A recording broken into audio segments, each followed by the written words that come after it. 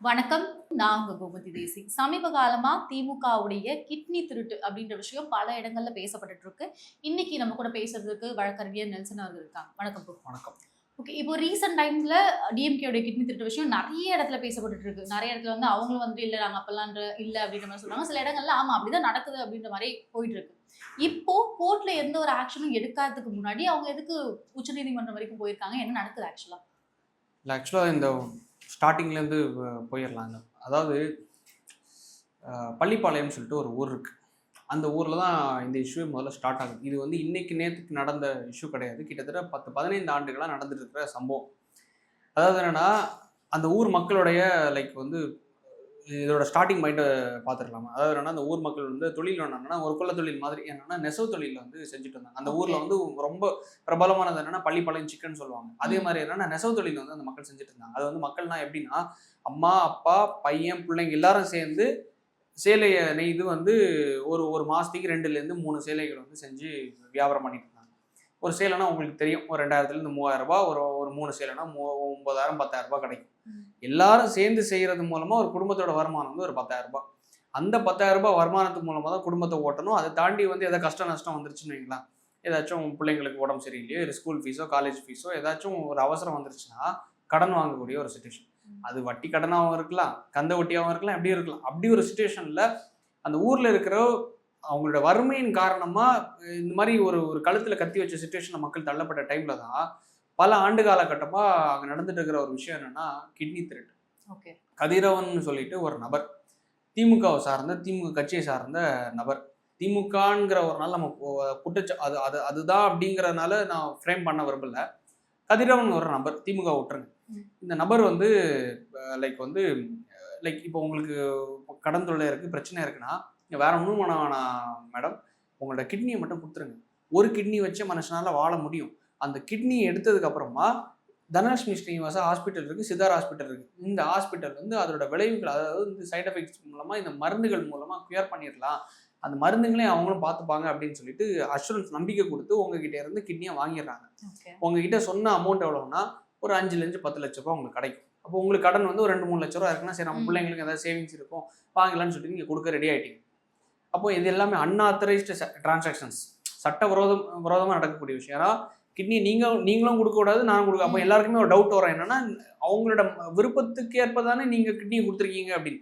As per ஒரு சட்டம் இருக்கு. THOTAன்னு சொல்லிட்டு ஒரு சட்டம் இருக்கு. Transplant of human organs and tissues ஆக்ட்ன்னு சொல்லிட்டு 1994 செக்ஷன் 16(2)ல என்ன சொல்லப்படுதுன்னா, ரத்த சொந்தங்கள தவிர, இப்போ எனக்கு வந்து நீங்க சிஸ்டரா இருக்கீங்க, அம்மா இருக்கீங்க, ஏதோ ஒரு ரத்த சொந்தமா இருக்கீங்கன்னா, உங்களோட தேவைக்காக என்னோட கிட்னிய நான் குடுக்கலாம். அதுல ஓகே. வந்து எந்த ஒரு கமர்ஷியல் டிரான்சாக்ஷன்ஸ் பணம் வந்து நான் பெற்றுட்டு நான் தரமாட்டேன். ம்.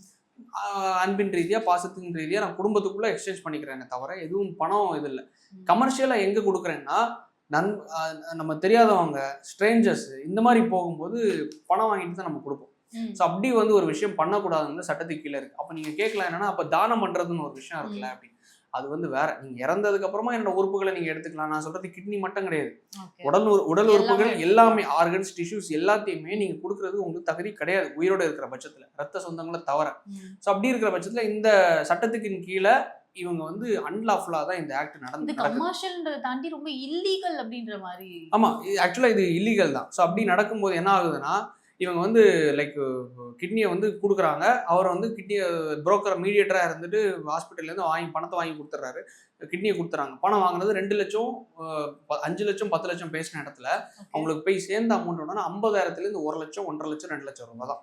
ம். 5,00,000 இங்க இருக்கு, 50,000 இங்க இருக்கு, 1,00,000 இங்க இருக்குங்கிற வித்தியாசம் பார்த்துக்கோங்க. ம். அவனே கஷ்டத்துல குடுக்குறான். வாங்குனதுக்கு அப்புறமா 50,000 1,00,000 வாங்கிட்டாங்கன்னு வைங்களேன், அவங்களால கேட்க முடியாது. ஓகே. ஸ்டேஷன்ல போயோ, கோர்ட்ல வழக்கு போட்டோ கேட்க முடியாது. காரணம் நீயும் குற்றம் பண்ணியிருக்க, ஆமா. நானும் குற்றம் பண்ணியிருக்கேன், எல்லாரும் குற்றம் பண்ணியிருக்கோம். இது வந்து கொஞ்ச நாளாவே போயிட்டு இருந்திருக்கு. ஒவ்வொரு மக்களும் சரி ஓகே ஏதோ அமௌண்ட் கிடைக்குது. ம். நம்மளால விளைவு டக்குன்னு தெரியாது. இப்ப நான் இன்னைக்கு கிட்னி குடுத்துட்டேன். நான் ஆப்பரேஷன் பண்ணதுக்கப்புறம் ஒரு ஒரு ஒரு மாசத்துக்கு அப்புறம் அதுக்கப்புறம் நார்மலா ஆனது மாரி இருக்கும். நார்மலா 80, 90% மக்களுக்கு சரி ஒரு நார்மலான லைஃப் போன மாரி இருக்கும். ம். காலம் போக போக போக தான் அதோட விளைவுகள் ஓகே. தெரிய வரும். ஸோ அப்படி இருக்கிற சிச்சுவேஷன்ல படிப்படியா மக்களோட வறுமையின் காரணமா முன் வந்து குடுக்க ஆரம்பிச்சாங்க. அது ம். வந்து அஃபிஷியலா அந்த ஹாஸ்பிட்டலோட ஓனர் சொன்னதே கிட்டத்தட்ட 200 சில்ற ஓகே. ஆப்பரேஷன்ஸ் நான் பண்ணியிருக்கேன் அப்படிங்கிறது. ஸோ ஒரு கணக்கு போட்டுக்கோங்க 10 வருஷம் இந்த ஆப்ரேஷன் நடந்திருக்குன்னா ஒரு வருஷத்துக்கு குறைஞ்சது 100 ஆப்ரேஷன்ஸ் பாருங்க. அதே கிட்டத்தட்ட 1000 ஆப்ரேஷன்ஸ் தாண்டிடுச்சு. ஸோ இதுதான் ஸ்டோரி. இது எங்கே வந்துச்சுன்னா ஜூலை 23ஆம் தேதி ஒரு வழக்கை வந்து ஒருத்தர் கொடுக்குறாரு. ஆக்சுவலாக என்னன்னா அவர் பேர் வந்து சதீஸ்வரன் சொல்லிட்டு ஒருத்தர் தான் வழக்கை தொடுக்கிறாரு. ஒரு பொதுநல வழக்கு, பப்ளிக் இன்ட்ரெஸ்ட் லிட்டிகேஷன் ஒரு வழக்கை தொடர்றாங்க. ஆக்சுவலாக இது அதுக்கு முன்னாடி எப்படி தொடங்குச்சுன்னா மெயின் ஸ்ட்ரீம் மீடியாஸ் எல்லா சேனல்லையுமே மக்கள் வந்து முன்னுட்டாங்க.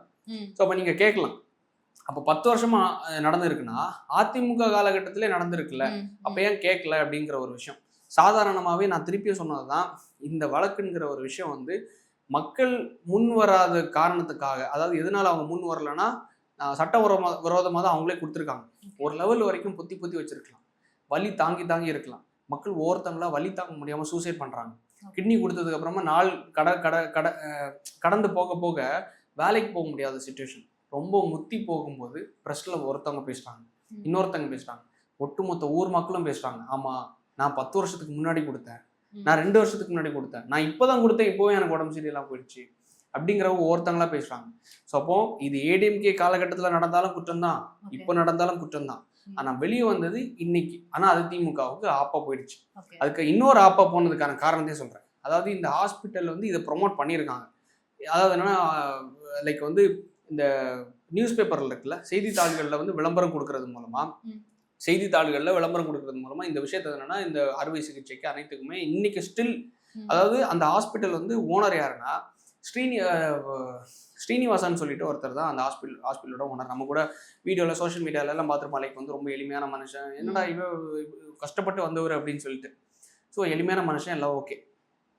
இவரோட மகன் யாருன்னா மணச்சநல்லூர் தொகுதியோட திமுகவை சார்ந்த எம்எல்ஏ கதிரவன், இவரோட பையன்.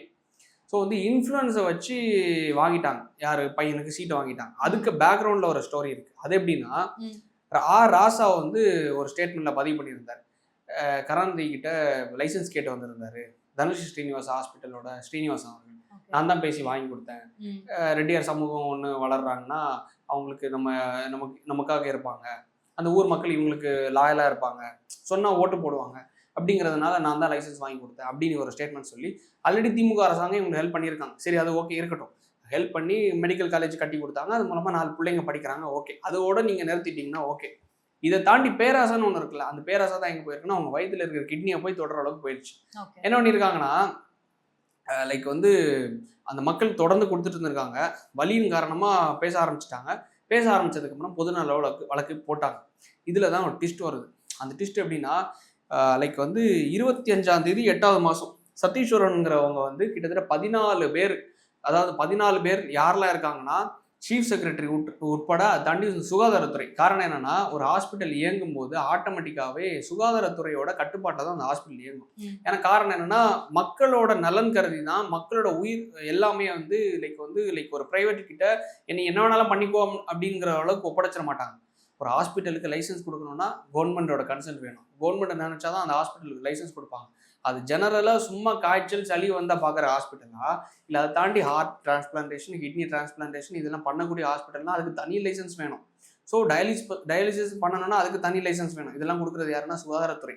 அப்போ சுகாதாரத்துறை ப்ளஸ் சீஃப் செக்ரட்டரி ப்ளஸ் அந்த ஹாஸ்பிட்டலோட டீனு, ஹாஸ்பிட்டல் ஓனர் எல்லாருக்கு மேலேயும் சேர்த்து கிட்டத்தட்ட 14 பேர் வந்து ரெஸ்பாண்டன்ட். பெட்டிஷனராக சதீஸ்வரன் வரார், அந்த மக்கள் சார்பாக பொதுநல வழக்கு போட்டிருக்காங்க. அப்போ இதில் வந்து வழக்கு தொடுத்துட்டாங்க. 8வது மாதம் கொடுத்துருக்காங்க. வழக்கு தொடுத்ததுக்கு அப்புறமா என்ன பண்ணிட்டாங்க, லைக் நம்பர் ஆகுது, இவர் ஜஸ்டிஸ் சுப்பிரமணியம் அவர்கள் வந்து இந்த வழக்கெடுத்து நடத்துறாரு. அப்போ என்ன பண்ணுறாங்க, 7 பேர் கொண்ட குழு ஒன்று அமைக்கிறாங்க. அந்த 7 பேர் கொண்ட குழுவை அமைச்சதுக்கான காரணம் என்னன்னா, இந்த உண்மையிலே இந்த மக்கள் வந்து மீடியாவில் சும்மா தான் சொன்னாங்களா, இல்லை இந்த ஹாஸ்பிட்டல் வந்து உண்மையிலே முறைகேடு பண்ணியிருக்காங்களா, சுப்பிரமணியம் அவர்கள் சொன்ன மாதிரி அது திருட்டா இல்லை முறைகேடா என்னங்கிறது கண்டுபிடிக்கணும்ல. ஏன்னா ஒரு விஷயம் பேசும்போது சொல்லியிருந்தாரு, இது திருட்டா இருக்காது, முறைகேடா கூட முறைகேடு. ஏன்னா அது அவங்கள காப்பாற்றுறதுக்காக அவங்க சொல்லுவாங்க. ஸோ அப்போ லீகல் ஆஸ்பெக்ட்ஸாக நம்ம வந்து அவர் சொன்னதை எடுத்துக்க முடியாது. அப்போ லீகலாக இது திருட்டா முறைகேடா உண்மையிலே இப்படி ஒரு சம்பவம் நடந்திருக்காங்கிறத கோர்ட் அந்த ஆஸ்பெக்டில் தான் பார்க்கும். திமுகவோட கண்ணோட்டத்தில் பார்க்க மாட்டாங்க. ஸோ அப்போ என்ன பண்ணாங்க, 7 பேர் கொண்ட குழுவை அமைக்கிறாங்க. அந்த குழு என்ன பண்ணியிருக்காங்க, உண்மையிலேயே இப்போ நான் இருக்கேன், நீங்கள் இருக்கீங்க, இப்போ நான் வந்து உங்களுக்கு சிஸ்டராக இருந்தால் தான் நான் இதுக்கு உங்களுக்கு கொடுக்கணும். அப்போ தான் அந்த ஒரு ஒரு சந்தர்ப்பத்தில் தான் ஹாஸ்பிட்டலும் ஆப்ரேஷன் பண்ணி உங்களுக்கு கொடுப்பாங்க, அறுவை சிகிச்சை பண்ணி கொடுப்பாங்க. ஸோ அப்படி இருக்கிற பட்சத்தில் இவங்க எப்படி டாக்குமெண்ட்டை வந்து முறைகேடை பண்ணியிருக்காங்கன்னு எப்படி தெரியுமா? லைக் இப்போ என்னோட ஆதார் கார்டு இருக்கு. என்னோட ஆதார் கார்டில் ஸோ அண்ட் ஸோ நான் இவரோட பையன், இவர் வந்து எங்கள் அம்மா, இவங்க வந்து எங்கள் அம்மா, நான் எனக்கு வந்து லைக் குடும்பத்தில் இந்த அட்ரஸ்க்கு தங்கியிருக்கேன். பர்சனல் டீடைல்ஸே சேஞ்ச் பண்ணியிருக்காங்க. இது என்னோட ஆதார் கார்டா? உங்களோட ஆதார் கார்டுல எப்படின்னா என்னோட அம்மா அப்பாவோட பேரும் அதில் இருக்கும். ஃபேக் ஆதார் கார்ட்ஸை கிரியேட் பண்ணிட்டாங்க. லைக் வந்து இது வந்து பேசிக்கான ஒரு விஷயம். ஆதார் கார்ட்ஸை கிரியேட் பண்ணது, அதை தாண்டி வந்து பர்த் சர்டிஃபிகேட், இது எல்லாத்துமே ஃபேக்காக ஃபோர்ஜரி பண்ணி கிரியேட் பண்ணி இவங்க எல்லாரும் ஒரு குடும்பம் மாதிரி கிரியேட் பண்ணி நான் அவங்களுக்கு கொடுத்தது மாதிரி. ஆக்சுவலாக இவங்க என்ன நடந்திருக்குன்னா, ஏழை மக்கள் கிட்டேருந்து கிட்னி எடுத்து 2 லட்சம் 1 லட்ச ரூபாய் 50,000 ரூபாய் கிட்னி எடுத்து ஹெவி டிமாண்ட்ஸில் இருப்பாங்கல்ல, பணக்கார வீட்டு பிள்ளைங்களுக்கு எல்லாம் கிட்னி போயிடுச்சு, இல்லை பணக்கார வீட்டு குடிகாரங்க குடிச்சு கிட்னியை இழந்துட்டாங்கன்னா அங்கே அவங்க எவ்வளோ நாளாக கொடுக்குற ரெடியாக இருப்பான். வெளிநாட்டுக்காரங்களுக்கு இந்தியா தான் மெடிக்கல் வந்து ரொம்ப சீப்பான ஒரு கண்ட்ரி. ஸோ அப்போது இந்த மார்க்கெட் சீப்பாக இருக்கனால அவன் அங்கேருந்து இங்கே வந்து 40 லட்சம் 50 லட்சம் கொடுக்குற ரெடியாக இருப்பான் கிட்னிக்காக. ஸோ அப்படி வரும்போது அந்த ஹை டிமாண்டான கிளைண்ட்ஸுக்கு இந்த பாவப்பட்ட மக்கள்கிட்ட வாங்கி கொடுக்குறாங்க. அந்த கிளைண்ட்டு இவங்களோட குடும்பக்காரங்களாம் மாற்றிட்டாங்க. இப்போ அங்கே ஒருத்தன் சுரேஷன் இருப்பான், அந்த சுரேஷையும் இங்கே இருக்கிற ரமேஷையும் குடும்பக்காரங்களாம் இணைச்சிட்டாங்க. ஸோ அப்போ வந்து இவங்க வந்து நோண்டும் போது இது எல்லாமே ஃபோர்ஜரி டாக்குமெண்ட்ஸாக கண்டுபிடிச்சிட்டாங்க. இந்த நீதிபதி, ரிட்டையர்டு நீதிபதி தலைமையிலான இந்த 7 பேர் கொண்ட குழு வந்து கண்டுபிடிச்சிட்டாங்க. சரி கண்டுபிடிச்சிட்டீங்கல்ல, ஏன் நீங்கள் எஃப்ஐஆர் போடலை? ஆக்சுவலாக உண்மையிலேயே இந்த THOTA transplant of human organs and tissues act படி நீங்கள் வந்து கண்டுபிடிச்சிட்டீங்க, இது வந்து குற்றம் வந்து நிரூபிக்கப்பட்டுருச்சுன்னா நீங்கள் வந்து எஃப்ஐஆர் போடணும். எஃப்ஐஆர் போட்டாலே மினிமம் 5 to 10 years வரைக்கும் இம்ப்ரிஸ்மெண்ட், அதாவது ஜெயில் தண்டனை இருக்கு. அதை தாண்டி 10 to 20 லட்சம் ரூபா வரைக்கும் ஃபைன் இருக்கு. ஸோ இவ்வளோ விஷயம் இருக்கு. அதை இது யார் மேலே இல்லைன்னா புரோக்கர், அறுவை சிகிச்சை செஞ்ச டாக்டர், ஹாஸ்பிட்டலு, நிர்வாகம், இவங்க எல்லாருக்கு மேலேயும் வழக்கு போடுறதுக்கான சட்டம் இதுக்கு கீழே இருக்கு. ஸோ அப்போ நீங்கள் என்ன பண்ணியிருக்கணும் இல்லை அப்படிங்கிற ஒரு கொஸ்டின் வந்து ரைஸ் ஆகுது. அந்த டைம் தான் இவங்க வந்து பேபேன்னு முழிக்கும் போது சரி ஓகே, இன்னொரு 5 பேர் கொண்ட ஐபிஎஸ் அதிகாரிகளோட குழுவை அமைக்கிறாங்க. அந்த குழு அமைச்சு அதோட லைக் அவங்களோட அறிக்கையை தான் வர்ற புதன்கிழமை 24ஆம் தேதி, செப்டம்பர் 24ஆம் தேதி அவங்களோட அறிக்கையை வந்து சப்மிட் பண்ண போறாங்க. அப்போ என்னன்னா திமுக அரசாங்கத்துக்கு அவரோட பார்வை எப்படி இருக்குன்னா, நம்ம இவ்வளோ நாள் சரி எஃப்ஐஆர் எதுவும் போடல, எஃப்ஐஆர் போட்டாங்கன்னா திருப்பி எஃப்ஐஆர் கோஷுக்கு வர இவங்க போகணும்.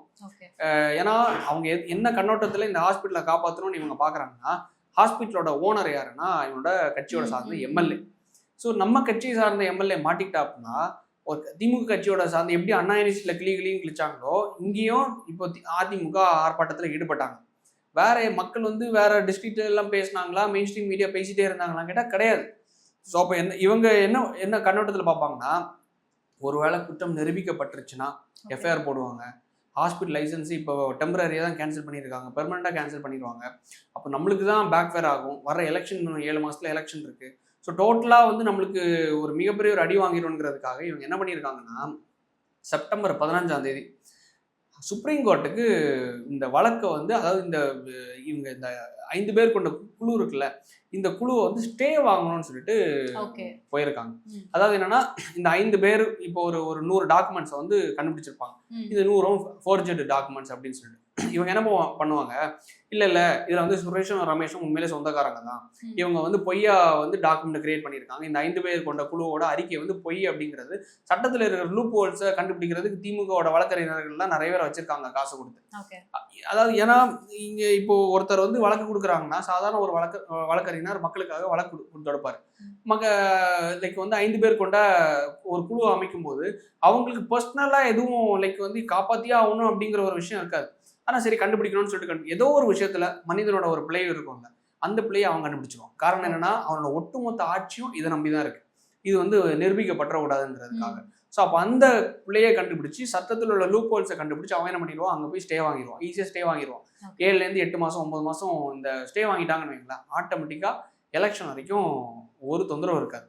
ஸோ எலெக்ஷனுக்கு முடிச்சதுக்கு அப்புறமா இது வழக்கு வந்தா என்ன, வராமல் இருந்தா என்ன அப்படிங்கிற ஒரு மெத்தனத்துக்கு போயிட்டாங்க. இது போனது யாருன்னா சீஃப் செக்ரட்டரி, தமிழ்நாடோட சீஃப் செக்ரட்டரி போயிருக்காரு. அப்போ யாருக்கு சார்பாக போயிருக்காங்கன்னா, தமிழக அரசுக்கு சார்பாக போயிருக்காங்க. ஸோ இப்படி போகும்போது நீங்கள் தலைகுனியை விட மாட்டேன்னு சொல்றீங்கல்ல, அது தமிழ்நாட்டு மக்களை தலைகுனியை விட மாட்டாங்கன்னு உள்ள அர்த்தமா, இல்லை உங்கள் கட்சியோட எம்எல்ஏ கிட்னி திருடி மாட்டிடக்கூடாது, மாட்டி தலை குனியக்கூடாதுங்கிற அர்த்தத்தில் நீங்கள் போனீங்களான்னு எனக்கு தெரியல. அதான் நம்ம கேள்வி கேட்கக்கூடிய விஷயமா இருக்கு. அதாவது என்னன்னா, மக்கள் ஒரு ஊர் மக்கள் ஒட்டுமொத்த மக்களும் வந்து கிட்னி இழந்துட்டு நடுத்தருவில் நிற்கிறாங்க. அவங்களுக்காக நீங்க நிக்கல. ஆனா ஒரு கட்சியோட எம்எல்ஏக்காக நிக்கிறீங்க. ஒட்டுமொத்த மக்களுக்கும் தெரியுது. கிட்னி ஆப்வியஸா அவங்களுக்கும் தெரிஞ்சிருக்கும்ல இப்படி ஒரு விஷயம் நடக்குது அப்படின்னா அவங்களோட ஹையர் அபிஷியல்ஸோ இல்ல ஹையர் பர்சன்ஸ்க்கோ தெரியாம எதுவுமே நடக்காது இல்ல. இல்ல டெஃபினட்டா தெரிஞ்சு நடத்துங்க. அந்த ம். ஊர்ல உள்ள கவுன்சிலர் முதல், அந்த ஊர்ல இருக்கிற கலெக்டர் முதல், அந்த ஊர்ல இருக்கிற எஸ்பி, டிஎஸ்பி, இன்ஸ்பெக்டர் யாரா இருந்தாலும் சரி. இந்த ஹாஸ்பிட்டல் இப்படி ஒரு விஷயம் நடக்குதுப்பா அப்படிங்கிறது டெஃபினட்டா தெரிஞ்சு தான் நடக்கும். ஏன்னா விளம்பரம் பண்ணி தான் பண்றான். ஆனா காசு எல்லாரும் காசுக்கு அடிமை தானே. இப்போ எல்லாரும் சொல்லல. ஒரு 90% உள்ள அதிகாரிகள் அரசியல்வாதி யோக்கியனான்னு அவனும் காசுக்கு அடிமை தானே. இவன் இந்த அளவுக்கு சம்பாரிச்சிருக்கான். அவ்வளோ ஆணவத்துல அந்த கட்சி அந்த எம்எல்ஏ சொல்றாரு, கதிரவன் அவர்கள் சொல்றாரு, எங்க அப்பா ஓட்டுற கார் வந்து 14.5 கோடி ரூபாய். ஆ. நாங்க பண்ண மொத்த ஆப்ரேஷன் 200 சில்லற ரூபாய் ஆப்ரேஷன் தான். நான் வந்து 2 லட்சம் ரூபாய் வச்சு ஒரு ஆப்ரேஷன் பண்ணா என்னைக்கு நான் ரோல்ஸ் ராய்ஸ் கார் வாங்குறது அப்படின்னு. அப்போ டைரக்டா ஒருத்தர் ஒத்துக்கிட்டாரு. நான் 2 லட்சம் ரூபாய்க்குலாம் பண்ணல, 40 லட்சம் 50 லட்சம் ரூபாய்க்கு தான் பண்ணியிருக்கேன். அப்படிதான் அந்த காரை வாங்கியிருக்கேங்கிறது. அப்போ ஆட்டோமேட்டிக்கா உள்ள தூக்கி வைக்கணும்ல, எஃப்ஐஆர் போடணும்ல. அந்த வீடியோ வெளில வந்ததுக்கு அப்புறமும் எந்த ஒரு ஆக்ஷனும் இல்ல. வெளிப்படையா ஆணவத்துல சொல்லிட்டாரு, ஒரு அரசியல்வாதி இப்படியா இருக்கணும், ஒரு அரசியல்வாதி நடிக்கையாவது செய்யணும். நான் மக்களுக்கானவன், நான் மக்களுக்காக எளிமையானவன் அப்படிங்கிற நடிக்கையா சொல்லணும். இதுக்கு நடிக்கவும் தெரியல. அதாவது எப்படி ஒரு அரசியல்வாதியை தேர்ந்தெடுத்திருக்காங்கன்னு தான் எனக்கு புரியல. அந்த மக்கள் இந்த அளவுக்கு எடுத்திருக்காங்கன்னா வெளிப்படையா சொல்றேன். அதாவது என்னன்னா, நான் வந்து ஆமா ஆப்ரேஷன் பண்ணேன், எங்க அப்பாவுக்கு ரோல்ஸ் ராய்ஸ் கார் வாங்கணும். அப்ப நான் எதுக்கு உங்களை தேர்ந்தெடுக்கணும்? அம்பானி அதானி தேர்ந்தெடுத்துருவானே, அவரும் ரோல்ஸ் ராய்ஸ் கார் வச்சிருக்காரு, எல்லாம் வச்சிருக்காரு. அவரும் இதே தான் கிட்னி லைக் வந்து எது மக்களுக்கு எதிரான விஷயத்து எதாக இருந்தாலும் சரி பிசினஸ் கண்ணோட்டத்தெல்லாம் பார்ப்பாரு. அப்ப நான் எதுக்கு உங்களுக்கு ஓட்டு போடணும் அப்படிங்கிற விஷயம் இருக்குல்ல. அது எதுக்கு? அப்போ அதான் மக்களுக்கு தெரியக்கூடிய விஷயம் என்னன்னா, மெயின் ஸ்ட்ரீம் மீடியாஸ் இன்னும் கொண்டு போய் சேர்க்கணும், விவாத பொருள் ஆகணும். அப்படி ஆகாத பட்சத்தில் இப்போ நம்ம 2 பேரும் எப்படி பேசிட்டு இருக்கோம் அதான் பேசுவோமே தவிர அது மக்கள்கிட்ட கொண்டு போய் சேர்க்கப்படாது. இது வந்து இன்னும் பெரிய லெவலில் கொண்டு போய் சேர்க்கணும். சேர்க்கறது இந்த காணொலி மூலமாக இன்னும் போய் சேரும். திமுக அரசாங்கம் இந்த வந்து ஒரு ஸ்டே வாங்குற மூலமா இதை அப்படியே மூடி மறைக்கலாம்னு நினைக்கிறாங்க. அதுங்கிற ஒரு விஷயம் வந்து ஸ்டே என்னதான் அவங்க வாங்கிட்டாங்கன்னு வைங்களா, நம்ம பேசக்கூடிய விஷயம் மக்கள்கிட்ட இன்னும் கொண்டு போய் சேர்க்கணும், சேர்ந்து அவங்க பேச்சு பொருள் ஆக்கணும். திமுக அரசாங்கம் தகுந்த பாடத்தை 2026 புகுட்டணும்னு நம்புறேன். அது நம்மளும் இது இன்னும் மக்கள் வந்து ஒரு ஷேர் பண்ணி 4 பேருக்கு தெரியப்படுத்துவாங்க நம்புறேன். இன்னும் தெரியப்படுத்தணும். அப்போதான் எல்லாரும் கிட்னி இழந்துட்டு நடுத்தெருவில் நிற்கும் போது அவங்களுக்கு ஒரு விடிவு காலம் பிறக்கும். ஏன்னா அவங்க கிட்னி இழந்தவங்க தான். அந்த நாளைக்கு இன்னொருத்தன் உஷாரா இருப்பான்ல. இது மாதிரி ஒருத்தன் வந்து கிட்னியை திருடி விற்கிறதுக்கு ஒரு புரோக்கர் முன் வர மாட்டான்ல, ஆசைய வார்த்தையை சொல்ல மாட்டான்ல. ஒரு ஹாஸ்பிட்டல், ஒரு தனஸ்ரீ ஸ்ரீனிவாசா ஹாஸ்பிட்டல்னு மெயின்ல இருக்கிற ஹாஸ்பிட்டல், சிதாரா ஹாஸ்பிட்டல், இவங்க முன் வர மாட்டாங்கல்ல. ஸ்டில் அவன் வந்து விளம்பரம் போட்டுட்டு இருக்கான் பேப்பர்ல, நியூஸ் பேப்பர்ல. அப்ப ஆனவன் தானே திமுக ஆட்சி இருக்கு, எங்களுக்கு ஹெல்ப் பண்றாங்க. அவர் பேசுறாரு அதை விட. ஆமா, திமுக ஆட்சி எங்களுக்கு ஹெல்ப் பண்றாங்க ஆணவத்துல தானே இன்னும் பண்ணிட்டு இருக்கான். அப்படிங்கிற விஷயத்துக்கு ஒரு முற்றுப்புள்ளி வைக்கணும்னு தான் விரும்புறேன். அது இன்னும் 4 பேர் பேச்சு பொருளாகி நியூஸ் சேனல்ஸும் இன்னும் பேசணும், கொண்டு போய் சேர்க்கணும். ஆரம்பத்துல இருந்தே வந்து நம்ம பேசுறது எல்லாமே திமுகவுடைய ஆட்சி எந்த அளவுக்கு இருக்கு அப்படின்றது தான் வந்து நம்ம ஆல்ரெடி ஆரம்பத்துல இருந்தே சொல்லிட்டு இருக்கோம். ஸோ ஸ்டில் இதுக்கப்புறமும் நிறைய பேசுறவங்க வந்துட்டு சின்ன சின்ன விஷயங்கள்லாம் பேசாம இந்த மாதிரி விஷயங்களை பத்தி பேசினாங்க அப்படின்னா லைக் இன்னும் இன்ஃப்ளூயன்ஸ் ஆகி நிறைய பேர் ஒன்னாகிறதுக்கான சான்ஸ் இருக்கு. இல்லை அதுதான் இப்போ ஆக்சுவலா இந்த இன்ஃப்ளூயன்ஸ்னு சொல்லும் போது எனக்கு ஒரு விஷயம் ஞாபகம் வந்துச்சு. இந்த இன்ஃப்ளூயன்சர்ஸ் இருக்காங்கல்ல, இந்த 1 லட்சம் 1.5 லட்சம் ஃபாலோவர்ஸ் வச்சிருக்கவங்க, சும்மா ஏதாச்சும் ஒரு குக்கிங் சேனல்ல ஏதாவது ஒரு வீடியோ பண்ணிட்டு இருப்பாங்க. ஒரு ஸ்கிரிப்ட், நான் அந்த ஸ்கிரிப்டை மட்டும் வாசிக்கிறேன். அதாவது என்னன்னா, உண்மையிலே எனக்கு ஒரு இன்ஃப்ளூயன்சர் வந்து எனக்கு என்னன்னா கிட்டத்தட்ட ஒரு 4.5 லட்சம் ஃபாலோவர்ஸ் வச்சிருக்காங்க. அவங்க எனக்கு அமுச்சு விட்டாங்க. உண்மையிலே நீங்க வந்து அந்த ஸ்கிரிப்டில் பண்ணியிருப்பாங்கல்ல, இந்த பொண்ணுங்க எல்லாம் பசங்க எல்லாம் காசு வாங்க, அதாவது ஒருத்தங்களுக்கு காசு எவ்வளோனா 10,000 ரூபாவும், ஒரு வீடியோ பேசுறதுக்கு 10,000 ரூபாவும். ஆக்சுவலாக என்னன்னா அதோட பேச்சு என்னன்னா, நீங்க வீடியோ போட்டுறணும், போஸ்ட் பண்ணிடணும், போஸ்ட் பண்ணதுக்கு அப்புறமா தான் இந்த அமௌண்ட் கொடுக்கறது. மேபி அது வந்து ஆஃப் த அமௌண்ட் ஃபர்ஸ்ட் கொடுத்துருக்கலாம். இன்னும் வந்து யாருமே டெலீட் பண்ணல. அப்படி நீங்க புரிஞ்சுக்கணும். அப்போ காசு வரல, அதனால தான் இன்னும் டெலீட் பண்ணல அப்படிங்கிறது. ஏன்னா என்னன்னா இன்ஃப்ளூயன்சர்ஸ் எல்லாமே காசுக்கு தான் இது பண்றாங்க. அதனால ஸ்கிரிப்டை மட்டும் நான் காட்டுறேன். அடடா என்ன கூட்டம், யாரோ சினிமா செலிபிரிட்டி தான் வந்திருக்காங்க போல, இவ்வளோ கூட்டம் இருக்கு. சரி, எல்லாரும் செல்ஃபி எடுத்துட்டு கூட்டத்துல கலைச்சதும் யாரு, அந்த செலிபிரிட்டிக்கு போய் பார்க்கலாம், கரூர் ரோட்ல வெயிட்டிங்ல இருந்தேன் அப்படிங்கிற அளவுக்கு அது ஒரு பெரிய ஸ்கிரிப்ட். இந்த ஸ்கிரிப்டை கொடுத்துருக்காங்க. இந்த ஸ்கிரிப்டை தான் இவங்க பேசி வீடியோவா போடணும். இதுக்கு காஸ்ட் எவ்வளோனா 10,000 ரூபாய். அதாவது என்னன்னா, இவங்களோட ஆட்சியோட அருமை பெருமைகளை மக்கள் தானா வந்து பேச மாட்டாங்க. இது மாதிரி 10 பேரை லைக் வந்து ஏதாவது பண்ணி பெரிய ஆள் ஆகணும்னு இருப்பாங்கல்ல, அவங்களுக்கு குத்த சொல்லியும் பிரயோஜனம் இல்லை. காரணம் என்னன்னா, லைக் அவங்களுக்கு கொள்கை கிடையாது, கோட்பாடு கிடையாது, எதுவும் கிடையாது. ஜஸ்ட் வந்து காசு கொடுத்தா பண்ணக்கூடிய கூட்டம். ஸோ அப்படி இருக்கும்போது சரி 10,000 ரூபா கொடுக்குறாங்க, சரி 10,000. ஆனா எனக்கு அனுப்பிச்சவங்க கரெக்டா சொல்லிட்டாங்க, எனக்கு அந்த ஸ்கிரிப்டை பார்த்தோன்னே எங்களுக்கே சிரிப்பா இருந்துச்சு. 10,000 ரூபாய்க்கு ஆசைப்பட்டு எங்களுடைய கிரெடிபிலிட்டி நம்பகத்தன்மை நாங்க இழக்கணும்ன்றதுக்காக எங்க நேம் மட்டும் நீங்க ரிவீல் பண்ணாதீங்க, நீங்க வந்து விஷயத்த சொல்லிக்கோங்க அப்படின்னு. அதனால நான் சொல்றேன், அவங்கள பற்றி திமுக காரங்களோட இந்த கொள்கையை பற்றியோ எதை பற்றியோ ஒரு ரூபாயே பேச மாட்டான். ஆனா காசு கொடுத்து 10,000 ரூபாய் 15,000 ரூபாய் வீசுறதுக்கு அவங்க கிட்ட பணம் இருக்கு, அதை வச்சு கொடுப்பாங்க. ஒரு லேடி வந்து மாநாட்டில் பேசினாங்க, இங்க பாருங்கடா, இங்க எல்லாம் ஆயில் அப்ளை பண்ணல, எந்த சேரும் உடையல அப்படிங்கிற அளவுக்கு ஒருத்தங்களை இறக்கி விட்டு பேச வச்சாங்க. அதை பார்த்தாலே தெரியுது அவங்க வந்து எந்த அளவுக்கு காசை வாங்கி வாங்கி வாங்கி உள்ள அமைச்சர் கூட எல்லாம் பணத்தை வாங்கி வாங்கி வாங்கி எந்த அளவு அவங்க சாப்பிட்டு உருண்டு திரண்டு இந்த அளவு பேசிட்டு இருக்காங்க, கட்சிக்காக எப்படி ஜாலரா போடுறாங்கிற அளவுக்கு தெரியுது. அப்படி ஒருத்தங்க பேசுறாங்கன்னா கீழே கமெண்ட்ஸ் போய் பார்த்தா எல்லாம் அவங்கள கழுவி ஊத்திட்டு இருக்காங்க. ஏன்னா உண்மையிலே நடந்தது என்னன்னு மக்களுக்கு தெரியும். தாவேகா மாநாடுக்கோ நாம் தமிழர் மாநாடுக்கோ வர்றது வந்து காசு கொடுத்து வர்றது கூட்டம் கிடையாது. நீங்களே சொல்லுங்க, இப்போ நீங்க வந்து ஒரு எக்ஸ்ட்ரா இருக்கீங்க, இப்போ உங்களுக்கு வயசு என்னன்னு எனக்கு தெரியல, இப்போ நீங்க உங்களோட வயசு வந்து ஒரு 20 வயசு 19 வயசு 21 வயசுன்னு வச்சுக்கோங்க, 18 வயசுலேருந்து ஓட்டு போடலாம். உங்களுக்கு மெச்சூரிட்டி எவ்வளோ இருக்கும்? இல்லை அந்த லேடியோட வீட்டில் மெச்சூரிட்டியோட தான் எல்லாரும் இருப்பாங்களா?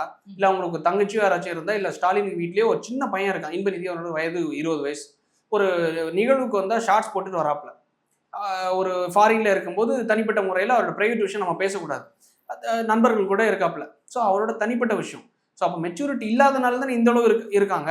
ஸோ அப்போ உங்கள் கட்சியில் இருக்கவங்க எல்லாம் மெச்சூர்டாக இருக்காங்க, தாவேக கட்சியில் இருக்கவங்க அன்மெச்சூர்டாக இருக்காங்க. குரங்கு அவன் ரசிகரை பார்க்க அப்படி தான் வருவான். ஏன்னா அதை முறைப்படுத்துறதுக்கு வேண்டிய கடமை யார்கிட்டனா அரசாங்கத்துக்கிட்டே இருக்கு, காவல்துறை கிட்டே இருக்கு. அவங்க தான் முறைப்படுத்தணும். அரசு சொத்துக்களை சேதப்படுத்தாமல் பார்த்துக்கிறதுக்கும் எல்லாத்துக்கும் பண்ணக்கூடிய அவங்க தான் பண்ணணும்.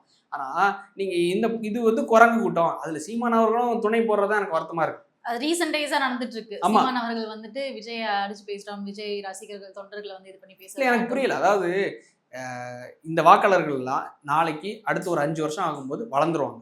இவன் வளர்ந்ததுக்கு அப்புறமா இவன் தான் நாளைக்கு வாக்காளர்களா இருக்குமோ, சீமான் அவர்களா, விஜய் அவர்களா, ஸ்டாலின் அவர்களா, உதயநிதி அவர்களா, யார் வேணும்? சீமானே ஒரு பதிவுல சொல்லியிருக்காரு, என்னுடைய வாக்காளர்கள் எல்லாமே ஸ்கூல்ல படிச்சுட்டு இருக்காங்க அப்படின்னு. இப்போ வந்து சீமான் அவர்கள் பேசுறது எப்படின்னா, டிவிகேவுடைய தொண்டர்கள்லாம் வந்துட்டு சின்ன பசங்க ஸ்கூல் படிக்கிறாங்க அப்படின்ற மாதிரி. அதான் அவன் ஸ்கூல்ல படிச்சுட்டு இருக்கான், நாளைக்கு வந்தோடனே எனக்கு தான் வாக்களிக்க போறான், அவன் வந்து அவனுக்கு ஓட்டு உரிமை இல்லாதனால அவன் வீட்டுல அம்மா அப்பா கிட்ட இன்ஃபுளுன்ஸ் பண்ணி எனக்கு ஓட்டு போட சொல்றான் அப்படின்னு சொல்றாங்க. இவனை ஸ்கூல்ல தான் படிச்சுட்டு இருக்கான். இதே இது சீமான் அவர்கள் சரி புகழ் வலிச்சு அவ்வளோ இல்லை, கொள்கை ரீதியாக பேசி வந்தனால அவன் கொஞ்சம் ஒழுங்கமா இருக்கான். 100 பேர்ல 90 பேர் ஒழுக்கமா இருக்கான், 10 பேர் ஏதோ ஆர்வ கோளாறுல சீமான் அவரோட இடையில ஒருத்தன் போட்டோ எடுக்கிறதுக்காக ஸ்டேஜ்ல ஓடினான் இல்லை, இவர் வேற ஒரு வார்த்தையை சொன்னார்ல, முட்டா பைய அப்படின்னு சொல்லிட்டு. ஸோ அப்படி ஒன்று நடந்துச்சு. அதுல ஒரு 10 பேர்னு வச்சுக்கலாம். தாவேக கட்சியில 90 பேர் அப்படிதான் இருக்காங்க. காரணம் என்னன்னா, ரசிகர், அது கொள்கை கூட்டம் கிடையாது, ரசிகருங்கிற வர ஒரு விஷயம். குடும்பக்காரங்களும் இருக்காங்க, குடும்பத்துல மனைவி பிள்ளைங்க எல்லா குட்டியோட அப்படி கூட்டு வந்தவங்களும் இருக்காங்க, இளைஞர்களும் இருக்காங்க. எதுவுமே லைக் வந்து பணம் கொடுத்து கூட்டு வந்த கூட்டம் கிடையாது. ஸோ அப்படி இருக்கும்போது நீங்கள் அவங்கள போய் தற்கொலை கூட்டம், இது ஒரு கூட்டம் இதாகல அப்படிங்கிற நீங்கள் சொல்லி அவங்கள ப்ரமோட் பண்ணுறது ஏதோ நீங்கள் யோக்கிய மாதிரி. நீங்கள் ஃபஸ்ட்டு ஒரு அரசியல் கட்சி நீங்கள் வந்து வாக்கு எடுக்கணும்னா நீங்கள் என்னென்ன நல்லது செஞ்சீங்கன்னு சொல்லுங்கள். உண்மையிலே சொல்கிறேன், திமுகவோட தாய்மானவன் ஒரு திட்டம் இருக்குது, அது நல்ல திட்டம். அதாவது என்னன்னா, வீட்டில் 70 வயசு 80 வயசான முதியோர்கள் இருக்காங்கல்ல, அவங்களுக்கு வீட்டுக்கே போய் ரேஷன் பொருட்களை கொடுத்துருவாங்க.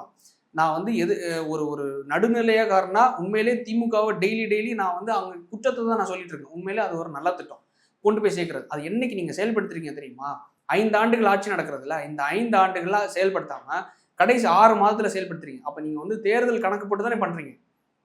இப்போ இவ்வளோ நாள் நான் டாஸ்மாக் எதுவுமே பண்ணல அப்படிங்கிற ஒரு பிம்பத்தை கிரியேட் பண்ணி வச்சுட்டு, இப்போ என்னடானா நாங்கள் வந்து தாவேகா மாநாடு நடந்துச்சு, அதனால டாஸ்மாக் எல்லாம் நாங்கள் வந்து அந்த பகுதியில் இருக்க க்ளோஸ் பண்ணிட்டோம் அப்படின்னு. அப்போ உங்கள் மாநாட்டுக்கு மொத்தமாக ஓப்பன் பண்ணி தான் வச்சிருந்தீங்க, எல்லாருக்கும் டாஸ்மாக் ஊற்றி கொடுத்தாங்க விட்டுருக்கீங்க. இல்லை அதுதான். அப்போ அப்படி உங்களுக்கு ஒரு கணக்கு, தேர்தலுக்கு ஒரு கணக்கு நீங்கள் பண்ணுறீங்கன்னா, அப்போ மக்களோட நலனுக்காக நீங்கள் பண்ணுறீங்களாங்கிற ஒரு கேள்வி இருக்குல்ல. நீங்கள் என்னென்ன நல்லது பண்ணீங்கன்னு சொல்லுங்கள், லிஸ்ட்டு போடுங்க. நீங்கள் அவர் சொல்கிறாருல, இத்தனை இன்னைக்கு வந்து வாக்குறுதிகள் மக்களுக்கு கொடுத்துருந்தோம், அந்த வாக்குறுதிகள்லாம் நாங்கள் வந்து நிறைவேற்றிட்டோம். ஸோ அதனால வந்து லைக் மக்களுக்காக மக்கள் வீதியில் போய் நிற்கிறோம், நீங்கள் எனக்கு ஓட்டு போடுங்க அப்படின்னு ஜெயலலிதா மேயர் வந்து பிரச்சாரம் பண்ணாங்க. நான் வந்தேன்னா 500 மதுக்கடைகளை குறைப்பேன், 2016 குறைப்பேன். நான் வந்து இதுக்கு முன்னாடி கருணாநிதி அவர் காலகட்டத்தில் கரண்ட் கட்டு இருந்துச்சு, நான் வந்தேன்னா கரண்ட் கட்டு இருக்காது. ஸோ அதை வந்து ப்ராமிஸ் பண்ணாங்க. ஸோ மக்களோட பிரச்சனைகள் இவங்க எடுத்து நான் வந்தால் இது செய்வேங்கிறத சொன்னாங்க. ஸோ அதை தான் நீங்கள் சொல்லணும். சும்மா இந்த ஆப்போசிட்டில் இருக்கிறவங்க இது குரங்கு கூட்டம், இது தற்கொலை கூட்டம், அல்ற சில்ற பொம்பளைங்களெல்லாம் வச்சு இதை பேச வச்சு அவங்கள ப்ரமோட் பண்ணுறதெல்லாம் இப்போ எந்த அளவுக்கு கீழத்தனமாக இவங்க இறங்கியிருக்காங்கன்னு பாருங்களேன். அதனால தான் இதே நம்ம பேசக்கூடிய ஒரு விஷயம் தான். அதனால் வந்து அவங்க கட்சிக்காக எவனும் பேச மாட்டான், காசு கொடுத்தா பேச வைப்பாங்க. அதனால் வந்து ஆக்கப்பூர்வமான ஒரு அரசியலை செஞ்சு இந்த கிட்னி திருட்டையும் சரி, இந்த ஒரு ப்ரொமோஷனுக்கு இவங்க பண்ண விஷயமா இருந்தாலும் சரி, மக்களை வந்து புரிஞ்சுக்கணும். திமுக அரசாங்கம் எந்த அளவுக்கு மக்களுக்கு எதிரான ஒரு விஷயத்தில் ஈடுபட்டிருக்காங்க, அது நீங்கள் 2026 எப்படி ரியாக்ட் பண்ணி அவங்களுக்கு வாக்களித்து திருப்பி இவங்களுக்கு தான் வாக்களிச்சுட்டு கிட்னி இழந்துட்டு உட்கார போறீங்களா, இல்லை இவங்கள மாதிரி உங்களை எல்லாரும் உங்கள் வீட்டில் இருக்கிற பிள்ளைங்கள்லாம் தற்கொலை கூட்டம்னு சொல்லிட்டு அவங்க தான் ஏதாவது மெச்சூரிட்டியான கூட்டம் அப்படின்னு சொல்லிட்டு நீங்கள் கேட்டுட்டு இருக்க போறீங்களாங்கிறது மக்கள் தான் புரிஞ்சுக்கணும். பொறுத்திருந்து பார்க்கணும் என்ன நடக்குது அப்படின்னு. உங்க நேரத்தை செலவழிச்சு இவ்வளவு விஷயம் பேசுனதுக்கு நன்றி. நன்றி.